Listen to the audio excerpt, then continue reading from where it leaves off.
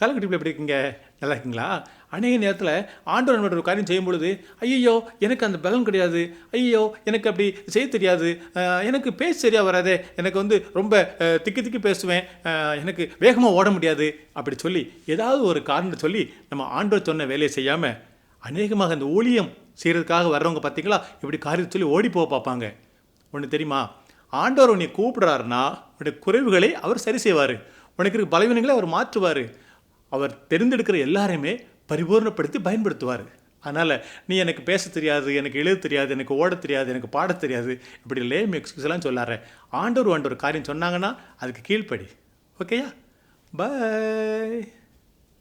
அப்பொழுது மோசே கர்த்தரை நோக்கி, ஆண்டவரே, இதற்கு முன்னாவது தேவரீர் உமது அடியோனோடே பேசினதற்கு பின்னாவது நான் வாக்கு வல்லவன் அல்ல, நான் திக்குவாயும் மந்தனாவும் உள்ளவன் என்றான்.